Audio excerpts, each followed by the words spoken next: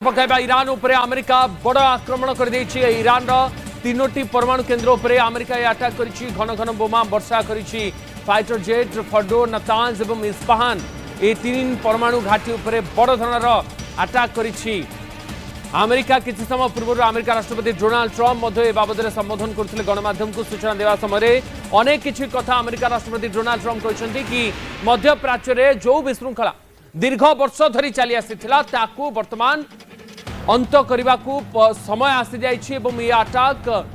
केवल एतिक सीमित रहिबो नाही किंतु या परे आमे शांति चाहूँ या परे शांति फेरू किंतु जदि आउ किछि हरकत हुए ताले परवर्ती समय आहरी बड़ धरणार अटैक मध्य करा जाय पारे आहरी अनेक ठिकणा टार्गेट रहितबा कथा मध्य निज कथारे इशारा दैछन्ती डोनाल्ड ट्रम्प।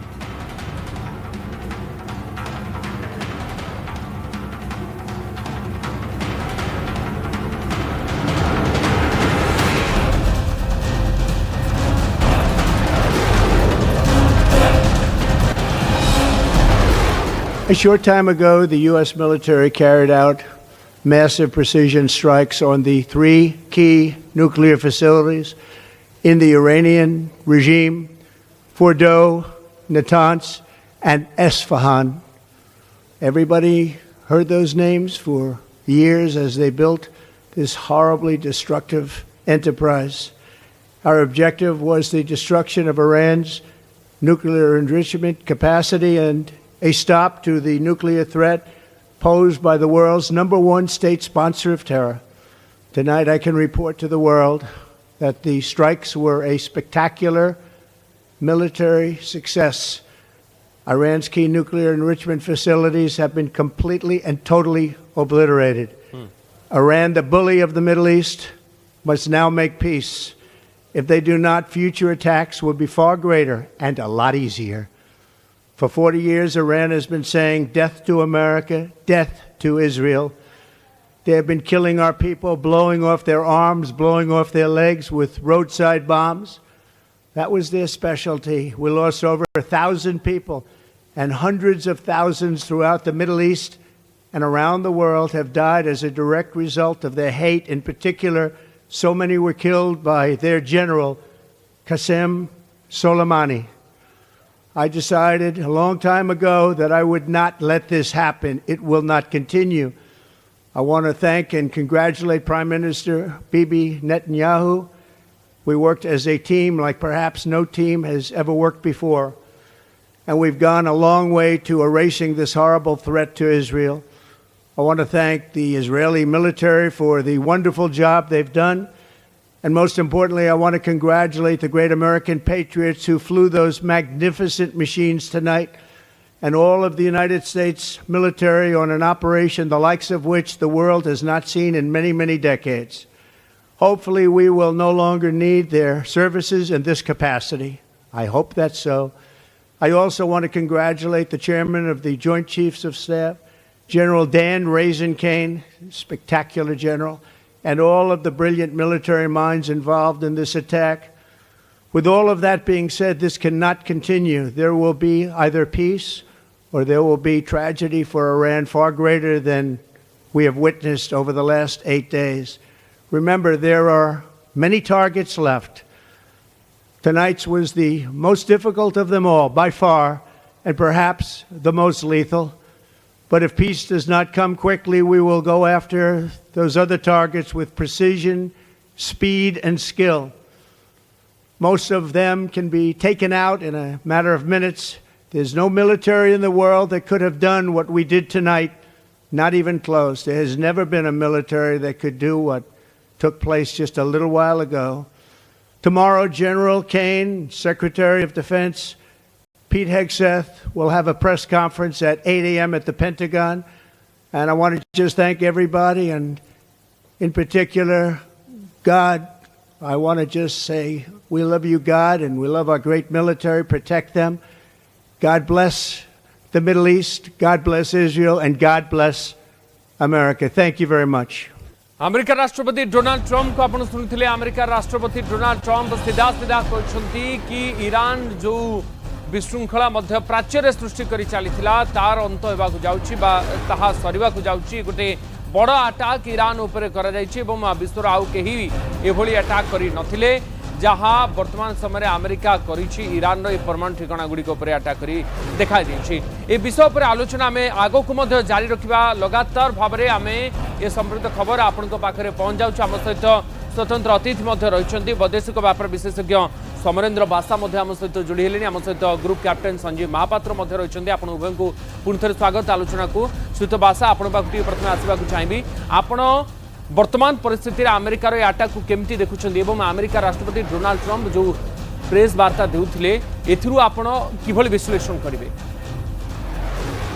देखो गत कालीर डेभलपमेंट देखा अमेरिकार जदि आम से सूचना मिलूला जे किसी गोटे बड़ धरण अटैक हम राति कारण जो सी वीकेंड छुट्टी कैंसिल करदे डोनाल्ड ट्रम्प इमरजेंसी मीटिंग को बैक कले व्हाइट हाउस को ता सहित 6-6टी B-2 बमर सीधा सड़क उड़ान भरी टुवर्ड्स ईरान एवं एपटे सबमरीन रेडी थिला। तेणु राति ठीक आप देखो 2:41 समय जो आपंकर बड़ थिला प्लान जो मिशन जो प्राइमरी मिशन फोड़ो प्लांट साइट को से अटैक करते GBU-57 जहाँकि वर्ल्ड रे कहा पाखरे नाही अमेरिका ता अटैक करथिला एवं नतांज सहित इस्फहान मध्य 3टी प्लांट को संपूर्ण रूप डिस्ट्रक्शन आगु 2टी प्लांट को इजराइल कर सारिथिला तेबे संपूर्ण डिस्ट्रक्शन करिसंती बोली ट्रम्प जो वार्ता देले। एवं वर्तमान कथा हला ए अटैक रे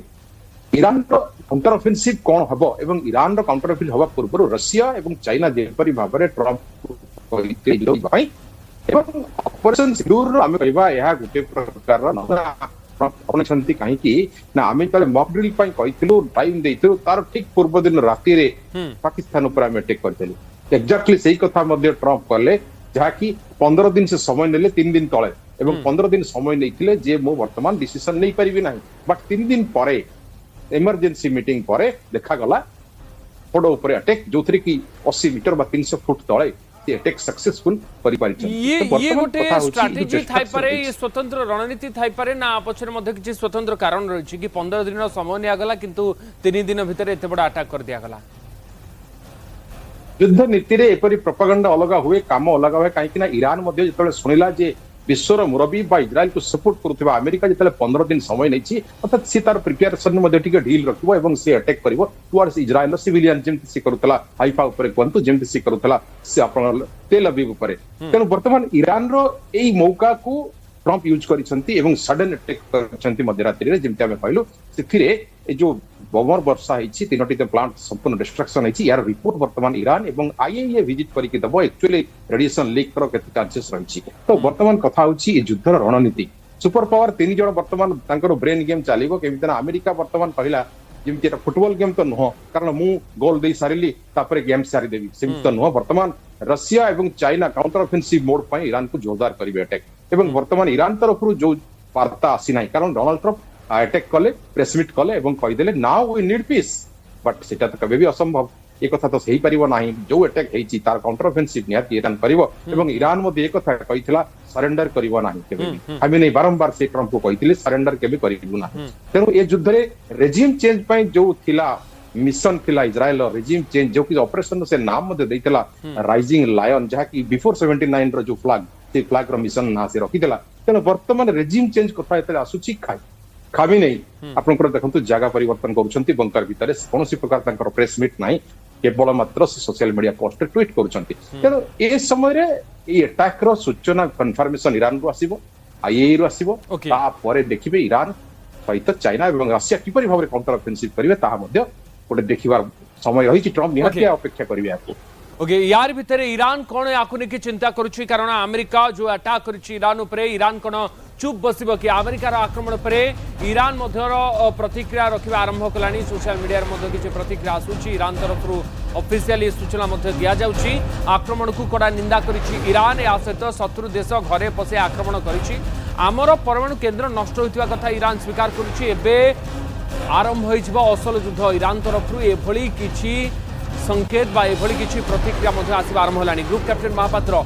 ये जदि सतरे ईरान रो वास्तव आभिमुख्य थाए एवं अमेरिकार बड़ चेतावनी परे अमेरिकार आक्रमण परे जदि ईरान पुणी थे असल युद्ध कथा कहू थाए ताहले ये युद्ध परिस्थिति आगु कौन हम एका देखंतु वर्तमान जदि ईरान कहते आमे पुणी थे युद्ध ये करूँ एवं अमेरिकार जो घाटी अच्छी आमे आक्रमण करूँ एटा गोटे अंततः मु भावुची एटा गोटे वृथा स्फालन एवं एभली भाव में एटा गोटे निहाती फंपा घोषणा कारण वर्तमान ईरान पाखे कौन शक्ति अच्छी वर्तमान जना सरीगला विगत 8 दिन धरी इस्राएल तेहरान उपरे निजर सबु विमान पठाई 60 रु अधिका 50 रु विमान जाइकरी सेमाने वर्तमान बम ड्रॉप करछथि ईरान रो तेहरान किमा ईरान रो कोनोसी जगह रे वर्तमान एयर डिफेंस पई कोनोसी शक्ति नाही एयर डिफेंस रो संपूर्ण नेटवर्क एवं तांकर जहा सब एंटी एयरक्राफ्ट बा एंटी मिसाइल जहा थिला सिस्टम सबु ध्वंस हो जाइछि ईरान पाखरे केते गुडे क्षेपणास्त्र वर्तमान रहिछि एवं किछि मात्रा ड्रोन रहिछि सेमाने एकाथरे अनेक गुड़े क्षेपणास्त्र मारिक तेल अवीव उपर एपर्यंत किसी आक्रमण कर जदि ईरान भाबुए जे सेमाने वर्तमान से अंचल थिबा ओमान ने थिबा किंबा ये रे थिबा जोर्डान ने थिबा किंबा सीरिया रे थिबा किंबा इराक रे थिबा अमेरिकार जो निकटवर्ती केतेको बेस को सेमाने अटैक करिवे ताले एटा मु कहिबी ईरान एटा होची संपूर्ण भाबरे दंभोक्ति जहा पछरे सेमानकर कोनस जहा पछरे कोनोसी वास्तवता नाही ईरान पाखरे वर्तमान लेट अस एक्सेप्ट इट ईरान पाखरे वर्तमान कोनोसी बल नाही जहा फल कि इस्राएल और ईरान युद्ध भितर आलोचना तो प्रथम करा जाउथला कि अमेरिका पूरा समर्थन देउछि अमेरिकार सबु प्रकार निर्देश रे एभली किछि इस्राएल करथुवा कथा आलोचना करा जाउथला किंतु अपेक्षा रहितला कि अमेरिका सतर कोन युद्ध भितर को आसीबो कि एवं अमेरिका वर्तमान सीधा सीधा युद्ध भितर को आसीछि एवं ईरान ऊपर अटैक करिछि एपटे ईरान पई समर्थन किए देबे सतरे चीन और रशिया तरफ जो कथा पूर्वर अनेक समय शुणा मिलूला से भी एंट्री करेंगे कि ईरान सपक्ष ग्रुप कैप्टन महापात्र एक्जाक्टली देखो बर्तमान आम टिके बर्तमान पास संगे प्रेजेंट को तुलना करवा या पूर्व अमेरिका अफगानिस्तान इनवॉल्व रही या पूर्व अमेरिका दुई थर इराक रे रही 1991 मसीहा परवर्ती 2004 मसीहा जो समय सद्दाम हुसैन को पदच्युत करागला अच्छा से समय रशिया निंदा करथिला से समय चाइना निंदा करथिला किंतु आपण कोन देखिछन्ती एई भितरे जेते सब कॉन्फ्लिक्ट चलीची जो जगह रे जो देश मान विरुद्ध रे अमेरिका डायरेक्टली वार रे इन्वॉल्व रही सेठी केबे हेले चाइना किंबा रशिया तरफ डायरेक्ट इन्वॉल्वमेंट देखा देइची कि ना आउ गोटे कथा देखिबे चाइना केबे हेले मध्य कोनोसी जगह रे डायरेक्टली मिलिटरी इन्वॉल्व हुए नाही तेणु जदि केही कहउथांती जे चाइना वर्तमान युद्ध को ओल्हाइबो एटा संपूर्ण भाव रे मु कहि ठीक यही कथा अमेरिका बाबद कह जाए कि अमेरिका विभिन्न समय अनेक युद्ध भितर मध्यस्थता तो करे अनेक युद्ध निजे इन्वॉल्व तो हुए किंतु सीधा सीधा युद्ध मैदान को ओह्लाए नहीं किंतु एठी से है कि अमेरिका युद्ध मैदान को ओह्लाउछि ना अमेरिका युद्ध मैदान ओह्लै जिला आपण देखिबे इराक रे दुई थर जाक जेतेबेले कुवेत पर प्रथम आक्रमण करा 1991 मसिया रे सेतेबेले अमेरिका सीधा सड़क युद्ध को लेथिला एवं एंटायर नाटो ता तरफ रे थिले एवं जेतेबेले पुणी थरे जॉर्ज बुश जूनियर जो थिले तांकर राष्ट्रपति थिबा समय रे जोठी वेपन ऑफ मास डिस्ट्रक्शन रावली सेठी मध ईरान अमेरिका डायरेक्टली थिला एवं ता सहित नाटो माने थिले एठी केवल नोटेबल डिफरेंस रेट रहिछि जे नाटो रो अन्य शक्ति माने वर्तमान या सांग होकर एकाठी लड़ू ना अदरवाइज अमेरिका सदाबले डायरेक्टली इन्वॉल्व रही अफगानिस्तान में से समय चाइना किंबा रशिया कौन मत अमेरिकन फोर्स को विरुद्ध यूज कर लोकली तालिबान माने लड़ुले अफगानिस्तान में तो वर्तमान समय अमेरिका